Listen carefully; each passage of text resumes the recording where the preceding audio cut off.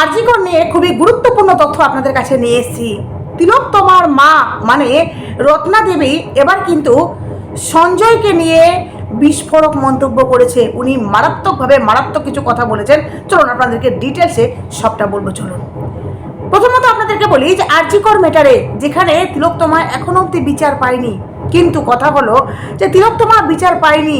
আপনাদের মনে হয় যে তিলোত্তমাকে বিচার দিতে গেলে এই সমস্ত কিছু যে ক্রিমিনাল রয়েছে যারা তিলোত্তমার সাথে এই ধরনের ঘটনা ঘটিয়েছে বা তিলোত্তমাকে যার জন্য বা যে কারণে এই ধরনের ঘটনার শিকার হতে হয়েছে, এই সমস্ত কিছুকে আগে বন্ধ করতে হবে। যার জন্য তিলোত্তমার মাকে আমাদেরকে কিন্তু উনাকে মানে সাপোর্ট করতে হবে। উনাকে এই যে উনি প্রার্থী রূপে আমাদের সামনে এসছেন বা উনি ভোট চাইছেন, এটাতে উনাকে কিন্তু আমাদেরকে সকলকে মিলে সহযোগিতা করতে হবে, উনার পাশে দাঁড়াতে হবে। কারণ তিলোত্তমার মা জিতলে তবেই কিন্তু তিলোত্তমা বিচার পাবে। এটাতে অনেকটা আমরা কিন্তু আশা করতে পারি। এবার আসি যে তিলোত্তমার মা সঞ্জয়কে নিয়ে মারাত্মক কথা বলেছে, যেখানে আপনাদেরকে জানিয়েছি যে কোর্ট থেকে কিন্তু সঞ্জয়কে নিয়ে নির্দেশ দেওয়া হয়েছিল, সেটা আপনাদেরকে বলেছি গতকালকে। এবার আজকে আপনাদেরকে যেটা বলবো যে তিলোত্তমার মা সঞ্জয়কে নিয়ে কি বলছেন। উনি বলছেন হাইকোর্টের পর্যবেক্ষণের 24 ঘন্টার মধ্যেই বিস্ফোরক অভয়ার মা। আরেকটা কথা বলি, অনেকে বলছেন যে আমাকে কমেন্ট করছেন যে মানে এই যে তিলোত্তমা বা অভয়া, আমি কখনো তিলোত্তমা বলি কখনো অভয়া বলি। কেন বলি জানেন? কারণ এই বিভিন্ন নামে কিন্তু তিলোত্তমাকে ডাকা হয়। মানে তিলোত্তমা কখনো কেউ বলে তিলোত্তমা, আবার কেউ বলে অভয়া। কারণ এই দুই নামেই কিন্তু তিলোত্তমাকে ডাকা হয়েছে। আরও অনেকে অনেক নাম দিয়েছে, যাই হোক আমি এই দুই নামে, বিশেষ করে আমি তিলোত্তমা নামে কিন্তু তিলোত্তমাকে বেশি ডাকি। এবার আসি যে 24 ঘন্টার মধ্যে তিলোত্তমার মা কিন্তু বিস্ফোরক মন্তব্য করেছে, যেখানে সঞ্জয় রায়ের ফাঁসি চায়নি। কারণ এই ষড়যন্ত্রের একমাত্র চাক্ষুষ সাক্ষী হতে পারে মানে সঞ্জয়। শুক্রবার সরাসরি এই দাবি করলেন নির্যাতিতা মানে তিলোত্তমার মা রত্না দেবনাথ, যার অভিযোগ তড়িঘড়ি সাজা দিয়ে মুখ বন্ধ। মানে সঞ্জয়কে আপনারা জানেন যে রাজ্যের তরফ থেকে সঞ্জয়কে কিন্তু একটা চাপ দেওয়া হয়েছিল। ইভেন সঞ্জয়কে সামনে করে রাজ্য পুলিশ সঞ্জয়কে সামনে করে তাকে একমাত্র অপরাধী ঘোষণা করে এই ব্যাপারটাকে মানে আরজিকর ম্যাটারটাকে ক্লোজ করতে চেয়েছিল। বুঝতে পারলেন তো? বলছে যে মুখ বন্ধ করতে চেয়েছিল অনেকেই, যাতে চক্র সামনে না আসে, যে বড় চক্রটা এর মধ্যে রয়েছে সেই চক্রটা যাতে সামনে না আসে। একই সঙ্গে রাজ্যের থ্রেড কালচার ও প্রভাবশালীদের ভূমিকাতেও তোপ দাগেন তিনি। এই বক্তব্যের ঠিক আগের দিনই বৃহস্পতিবার কলকাতা হাইকোর্ট সিবিআইকে প্রয়োজন হলে সাজাপ্রাপ্ত সঞ্জয় রায়কে ফের জেরা করার অনুমতি দেন। বিচারপতি রাজাশেখর মান্থা বিচারপতি রায় চট্টোপাধ্যায়ের বেঞ্চ পর্যবেক্ষণ জানায় সাজাপ্রাপ্ত অনেক কিছু জানে বলে মনে হয়। মানে সঞ্জয় অনেক কিছু জানে, এটা আমরাও জানি যে একমাত্র সঞ্জয়ই রয়েছে যেই ব্যক্তিটি কিন্তু সব জানে, কিন্তু সে বলতে পারছে না। কারণ তার পিছন দিক থেকে একটা চাপ রয়েছে, তার পরিবারকে দেখিয়ে ভয় দেখানো হয়েছে। ইভেন এটাও আমরা জানি যে যদি সঞ্জয়ের ফাঁসি হয়ে যায় তাহলে কিন্তু আর কোনোদিনও তিলোত্তমার সাজা মানে এই অপরাধীরা সাজা পাবে না। যার জন্য তিলোত্তমার মা বারবার বলছেন সঞ্জয় রায়ের ফাঁসি হোক, এটা আমরা কখনোই চাই না। তো বলছেন তাই তদন্তে আধুনিক পদ্ধতি ব্যবহার করা হোক, সন্দেহভাজন যে কাউকে জেরা করার ছাড়পত্রও দেওয়া হয়েছে কোর্ট থেকে। পাশাপাশি পরিবারের জমা দেওয়া ডিএনএ প্রোফাইল ও অডিও রেকর্ড খতিয়ে দেখে রিপোর্ট দিতে নির্দেশ দিয়েছে আদালত। পরবর্তী শুনানি 12ই মে। হাইকোর্টের এই পর্যবেক্ষণের আবহে রত্না দেবনাথের বক্তব্যকে ঘিরে তদন্তের দিক নিয়ে নতুন করে জোরালো হয়েছে একাধিক প্রশ্ন। আবেগে ভেঙে পড়ে এদিন রত্না দেবী আরও বলেন, আজ হয়তো মেয়ের এমডি শেষ হতো।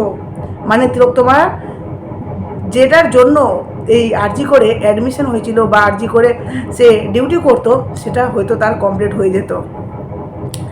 সংসার গড়ত মেয়েটা, কারণ তার বিয়ে হওয়ারও কথা ছিল। এখন শুধু স্মৃতি, আর ও কোনোদিনও আমাকে ডাকবে না। সঙ্গে তার স্পষ্ট বার্তা, আমি শুধু নিজের মেয়ের জন্য নয়, আগামী প্রজন্মের ন্যায় বিচারের জন্যও কিন্তু লড়ছি। পাশাপাশি রাজ্যের থ্রেড কালচার ও প্রভাবশালীদের ভূমিকা নিয়েও তোপ দাগেন তিনি।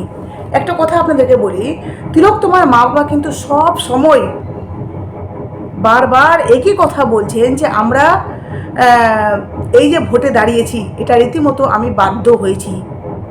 কারণ আমার মেয়ের সাথে যেই ঘটনাটা ঘটেছে, আমি চাই না পরবর্তী অন্য মেয়ের সাথে এই ধরনের ঘটনা ঘটুক। তো এই কারণে বিশেষ করে আমি ভোটে দাঁড়িয়েছি, যাতে আমি যদি জনগণ আমাকে সাপোর্ট করে যদি আমি জয়যুক্ত হয়, তাহলে অবশ্যই আমি একটা সুন্দর সুস্থ পরিবেশ গড়ে তুলব, যেখানে মেয়েরা নিরাপত্তা, মেয়েরা স্বাধীনভাবে থাকবে। কারণ আমাদের পদে পদে যে ভয়, যে বাইরে বেরোলে কখন কে কোন দিক থেকে কীভাবে অ্যাটাক করবে, এটা আমরা সত্যি মানে সবসময় ভয়ে ভয়েই থাকি। কিন্তু এটাকে তিলোত্তমার মা বাবা মানে পুরো ব্যাপারটাকে উনি বলছেন যে এটা আমি এই ভয়টা মানুষের মন থেকে বের করতে চাইছি, যার জন্য আপনাদেরকে আমার পাশে এসে দাঁড়াতে হবে। বা বলতে পারেন যে আপনারা যদি আমাকে সাহায্য করেন বা যদি ভোটে আমাকে জয়যুক্ত করেন, তাহলে অবশ্যই আমি আপনাদের পাশে দাঁড়াবো। আর আমি জানি যার একমাত্র মেয়ে, যার কোল ফাঁকা হয়ে গেছে, ওই মা কতটা যন্ত্রণা পেয়েছে, তার মনে প্রাণে অবশ্যই এই ধরনের ভয় আছে যে না, আমার মেয়ের সাথে যেটা হয়েছে আমি পরবর্তী কোনো মেয়ের সাথে এটা হতে দেব না। উনি অবশ্যই করবেন।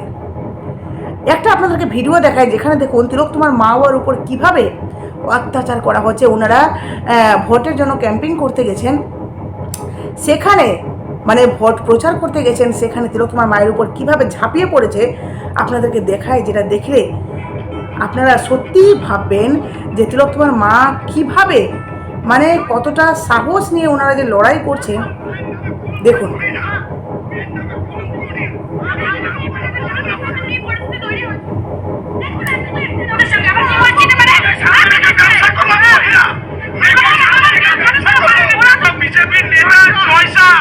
আমাদের বাড়ির ভেতরে ঢুকে মায়ের নামে কলঙ্কারী মহিলা, মেয়ের নামে কলঙ্কারী পরিস্থিতি তৈরি হয়েছিল। দেখুন আপনি তো এসছেন ওদের সঙ্গে, আবার কি বলছেন মানে বিজেপির নেতা জয়সা আমাদের বাড়ির ভেতরে ঢুকে ছেলে নিয়ে আমাদের হামলা করেছে। দেখো একটা সেকেন্ড, ওদের কয়খানা দেখো তোমরা কে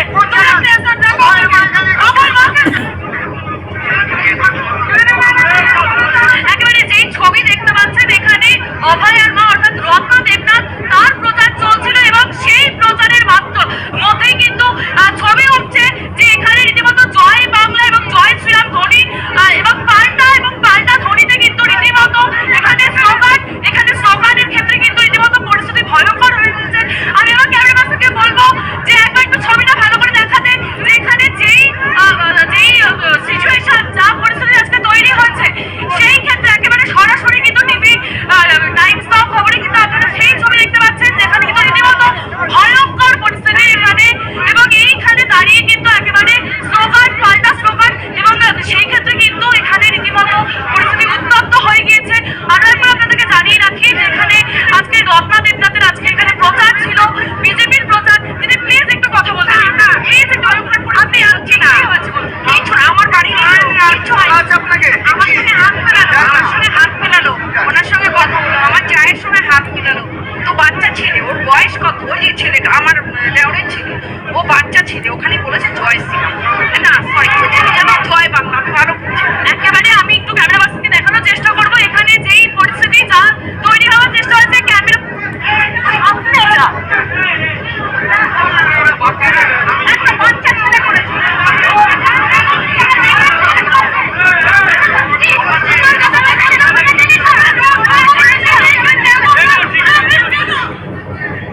আপনাদেরকে শোনালাম। প্রথমত বলি যে এক ব্যক্তি চিৎকার করে উঠেছে যে উনি মেয়েকে সামনে রেখে বা মেয়েকে নিয়ে উনি ব্যবসা করছেন, এক মাকে এই ধরনের কথা বলা হচ্ছে।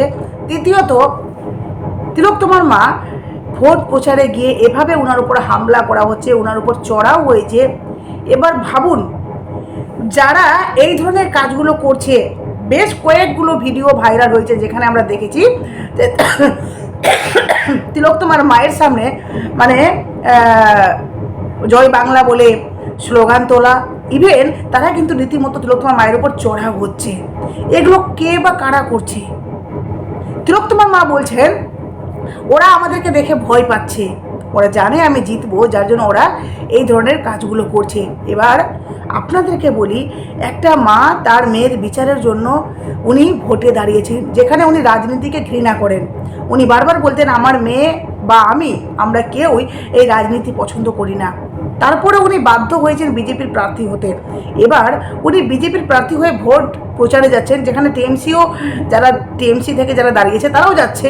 কই সেখানে তো বিজেপি আক্রমণ করছে না, তাহলে টিএমসি মানে যারা টিএমসি করছেন তারা কেন আক্রমণ করছে? তাই না? উনি ভোটে দাঁড়িয়েছেন, উনি ভোট প্রচারে যাবেন, ভোট দেওয়া না দেওয়া একান্তই আপনার ব্যক্তিগত ব্যাপার। তারপরও একজন মানে প্রার্থীর উপরে এভাবে চড়াও করাটা কি উচিত? অবশ্যই আপনারা কমেন্ট বক্সে বলবেন, অবশ্যই তিলোত্তমার মা বাবার পাশে থাকবেন। টাটা।